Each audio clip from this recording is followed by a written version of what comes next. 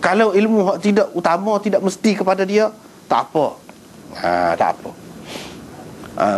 Daripada sini juga kita faham juga, iaitu dalam satu-satu kelas tidak semesti royak belaka semua bab mengaji. Tidak royak pun tak apa. Tidak termasuk di dalam menyembunyikan ilmu.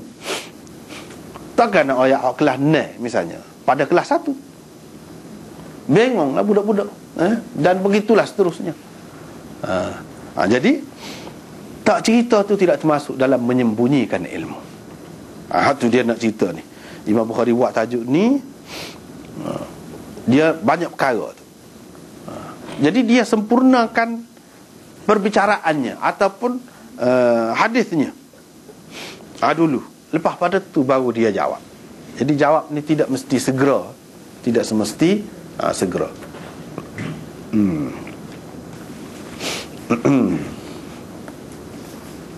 Walau bagaimanapun Nabi SAW tidak tegah, dia tidak sergah, dia tidak herdik orang yang tanya tu. Cuma dia tidak jawab saja. Lepas pada tu dia tanya, mana orang yang tanya tadi?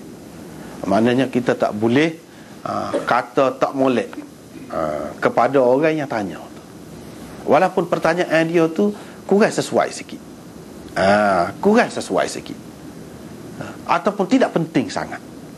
Boleh jadi maknanya dia tak sampai ke dia, maknanya hak mana lebih utama tu, dia hanya berasa hak dia itulah penting. Boleh jadi gitu.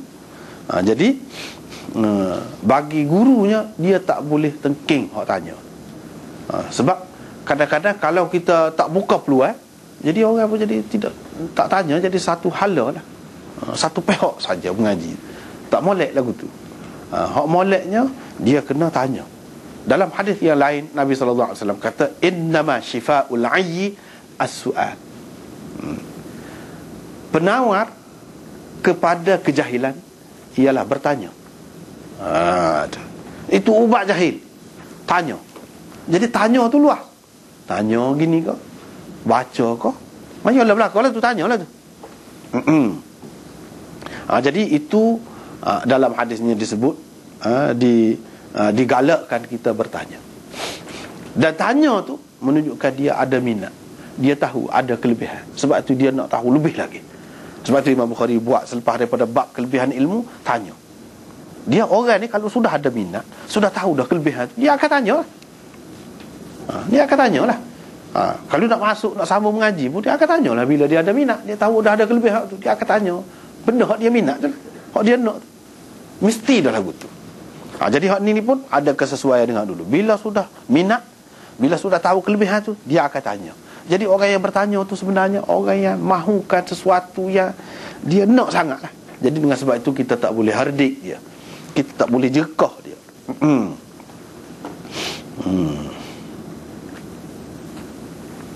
Di antara adab lagi hak dapat dalam hadis ni, kita dapati dalam hadis ini, iaitu kita tak molek tak tentu pasal lah. Maknanya kita nak potong percakapan orang yang sedang bercakap itu.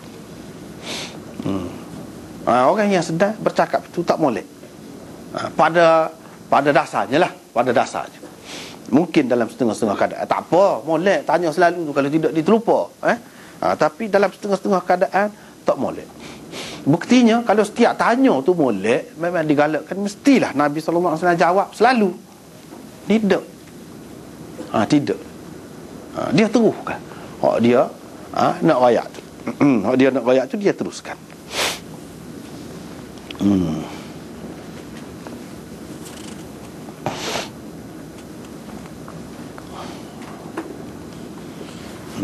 Gitu.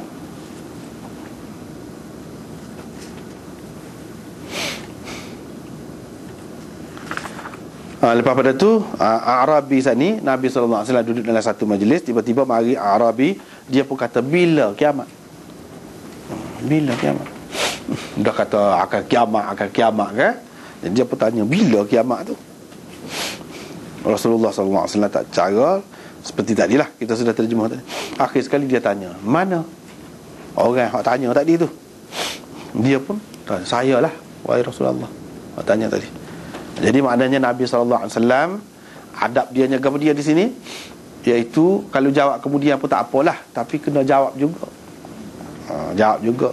Tidak royak hari ni pun tak apalah, tapi royak juga kemudian, jika sekiranya perkara itu boleh dikemudiankan. Macam tanya bila kiamat ni, tarikh kiamat ni, ini tidak perlu mana, tak tahu pun tak apa. Bahkan benda ni kalau tanya pun Nabi sendiri pun tak tahu, malaikat pun tak tahu, orang lain pun tak tahu. Jadi benda lagu ni tidak perlu. Yang diperlukan sebenarnya ialah persediaan untuk menghadapi kiamat itu. Persediaan untuk menghadapi kiamat itu. Saya lah, kata dia, wahai Rasulullah. Nabi SAW pun jawab tu, apabila disia-siakan amanah. Itu rengkah. Ketika itulah akan berlaku kiamat. Apabila disia-siakan kiamat. Apabila disia-siakan amanah, maka pada ketika itu akan berlakulah kiamat. Dia Arabi ni, orang pedalaman ni dia, ataupun orang ulu, kita kata ulu ni nisbah kepada kita, ulu ilir ni, kepada orang Arab ni, mana hak duduk tengah pada pasir ni lah, hak tidak duduk dalam bandar tu. Tak kira ulu ilir, mana hak duduk tak ada rumah yang tetap, berpindah randa keadaannya. Itu Arabi ni, hak lagu tu. Lepas tu tidak duduk cara orang bandar. Kita terjemah ulu, pedalaman ke apa ni, ini sesuai dengan bahasa kita sajalah, bukan maksud sesuai dengan keadaan dia tu, tidak gitu. Sebab kalau kita ilir ni kan, zaman dulu bandar-bandar ni orang buat alik ilir ni maknanya di tepi sungai ke, kuala ke, muara ke, tepi pantai ke, situlah jadi bandarnya. Sebab apa ni, pengangkutan zaman itu memang itu hak utamanya, hak mudahnya. Jadilah orang bandar tu tepi tu jadi orang ilir tu, gitu. Hak ulu tu saat ni lah. Itu keadaan kita. Jadi terjemahan tu terjemahan untuk memudahkan saja, bukan maksud sebenarnya supaya kita tidak. Arabi itu kan dia tidak faham lah lagu mana maksud mensia-siakan amanah tu. Sia-siakan amanah tu lagu mana? Nabi SAW kata, apabila urusan penting diserahkan kepada orang yang bukan ahlinya, kepada orang yang tidak layak, maka tunggulah kiamat. Ketika tu tunggu masa lah. Tak lama dah tu maknanya. Tak lama dah tu nak kiamat. Jadi ini alamat dia. Alamat dia, bukan apa ni, tentu tarikh dia tu tak ada. Bila tu, jawapan kepada bila tu tidak tepat juga. Hanya menceritakan alamat. Boleh tunggu dah, kita kata. Boleh tunggu dah lah. Kalau sebelum pada tu lama lagi kira-kiranya. Tapi apabila berlaku begini, berleluasa begini, maka boleh tunggu dah lah, tak lama. Kira-kiranya begitu. Tapi tak lama tu dengan tepat berapa lama tak tahu juga. Apabila amanah disia-siakan, itu Nabi SAW kata, amanah tu gap. Amanah tu gap. Luas mana amanah ni. Satunya amanah ni barang, kita kata barang orang suruh kita, minta kita simpan, kita pun simpan lah. Sampai satu masa bila dia nak, kita beri ke dia. Itulah hak mudahnya. Hak umumnya orang faham gitulah. Itulah amanah. Ataupun barang simpanan yang diamanahkan, yang diserahkan oleh seseorang itu kepada seseorang yang lain. Itu asalnya. Kemudian dia lebih luas lagi makna dia, daripada kerja, jawatan, pangkat, dan sebagainya. Semua itu amanah. Amanah belaka. Ayah amanah, anak-anak dia. Ibu lagu tu juga, guru amanah, anak-anak buah dia. Murid pun amanah. Amanah ada juga tu, guru dia bagi kepada dia, sepatutnya dia buat apa dia. Bukan peranan guru saja, pemimpin amanahnya, pemegang amanah juga. Rakyat biasa ni pun pemegang amanah juga. Jadi pada tak boleh bui tak tentu kalu. Kau orang tu tak boleh. Tu naknya. Kalau bui kepada orang yang tidak layak, ni mengikut cara satunya mengikut cara Islam, satu lagi mengikut cara orang ramai-ramai ni lah. Cara orang ramai-ramai ni pun dia dekat-dekat, lebih kurang juga, cuma berkait dengan akhirat tu dia adanya. Tapi pada umumnya dia nak amanah ahli dia kepada orang yang arif lah, orang yang tahu, orang yang boleh melaksanakan, menjaganya dengan baik, menyempurnakannya dengan baik. Itulah ahlinya. Orang yang layak. Orang yang tidak boleh buat gitu, tidak ahlinya. Itu semua tahu lagu tu. Hak tidak Islam pun tahu lagu tu. Tetapi bagi orang Islam ni, maksud amanah lebih daripada tu. Amanah ni lebih daripada tu. Yang dimaksudkan dengan amanah di sini ialah hak dalam Quran disebut. Hak dalam Quran sebut, inna aradna al-amanata 'ala as-samawati wal ard wal jibal fa abaina an yahmilnaha wa ashfaqna minha wa hamalaha al-insan innahu kana zaluman jahula. Adalah ayat tu. Kami kemukakan amanah. Itu lain pula maknanya amanah. Kepada langit-langit, bumi, bukit bukau. Tak sih. Mereka enggan menerima amanah itu. Dah takut menerima amanah. Tapi manusia pikir. Manusia saja pikir. Sebab apa? Sebab manusia itu memang dia ada sifat zalum, menganiaya, zalim dan jahil. Dia tidak erti manusia ni. Itu adalah apa makna amanah di situ. Amanah di situ maksudnya peranan sebagai hak manusia lah yang diserahkan kepada manusia sekarang ni. Itulah amanah. Agamanya, imannya, gaponya, semuanya sebagai orang Islam, gapo dia tanggungjawab kita. Hak ni pernah Allah SWT kemukakan kepada bukit bukau, apa ni, langit bumi, pernah. Tapi mereka itu tak mahu. Tak mahu tu sebab apa? Tidak ada kelayakannya lah. Mereka tak mahu terima amanah tu.